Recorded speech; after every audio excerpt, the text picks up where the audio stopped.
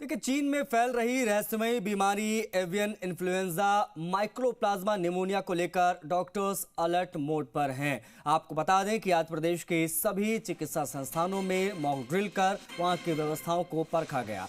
जयपुर में भी सबसे बड़े एसएमएस अस्पताल में मॉक ड्रिल कर व्यवस्थाओं को देखा गया। एसएमएस हॉस्पिटल अधीक्षक डॉक्टर अतुल शर्मा का कहना था कि आज डॉक्टर्स ने यहां की व्यवस्थाओं का जायजा लिया है, जिसमें इमरजेंसी में बेड फैसिलिटीज, ऑक्सीजन, मेडिसिन यानी दवाएं आदि की व्यवस्थाएं देखी गई।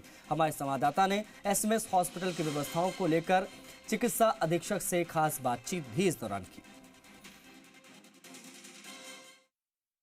कोरोना के बाद में चाइना में अब एक और बीमारी सामने आई है, उसको लेकर इंडिया में भी अलर्ट जारी हो गया और उसके निर्देशों पर राजस्थान सरकार ने भी सभी हॉस्पिटल्स में अलर्ट जारी कर दिया, जिसके तहत आज प्रदेश भर में मॉक ड्रिल की गई है। जयपुर में एसएमएस हॉस्पिटल में जहां पर मॉक ड्रिल की गई है, सारी तैयारियां देखी गई है और इसी पर बातचीत करने के लिए हमारे साथ में मेडिकल सुपरिटेंडेंट डॉक्टर अचल शर्मा जी मौजूद हैं।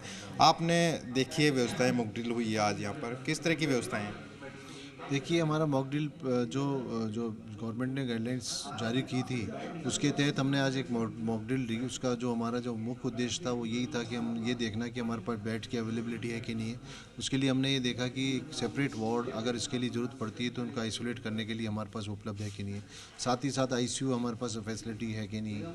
उसमें जो वेंटिलेटर लग रहे हैं वो चालू हालत में हैं या उनकी सर्विसिंग जो टाइम टू टाइम की गई है नहीं की गई।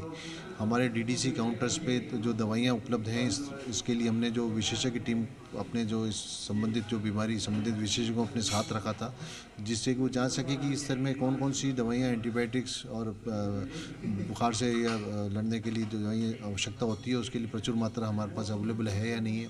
मैन पावर हमारे पास नर्सिंग स्टाफ डॉक्टर्स की कोई कमी तो नहीं है। एक बताया जा रहा है कि खासकर ये H9N2 जो एवियन इन्फ्लुएंजा है, ये खासकर बच्चों में ज़्यादा असर कर रहा है, तो बच्चों में कोई खास वजह है कि इसका असर जो हो रहा है?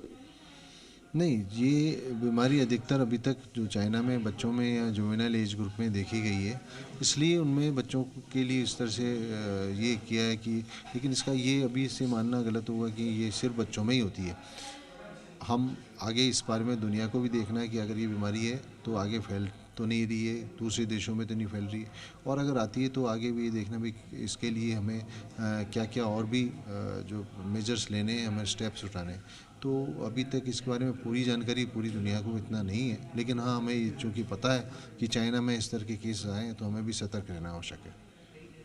हैं डॉक्टर अचल शर्मा, उन्होंने कहा कि अभी दिक्कत वाली बात नहीं है, लेकिन फिर भी सतर्क रहना। हमने सारी व्यवस्थाएं देखी और प्रदेश भर की सभी हॉस्पिटल हैं, मेडिकल कॉलेज हैं, उनमें मॉक ड्रिल की गई है और वहाँ की व्यवस्थाएं देखी गई और इसकी रिपोर्ट जल्द सरकार को भेज दी जाएगी। उसके बाद में अगर और भी संसाधनों की आवश्यकता पड़ेगी तो सरकार मुहैया करवाएगी। कैमरा पर्सन पवन के साथ भरत राजी, मीडिया।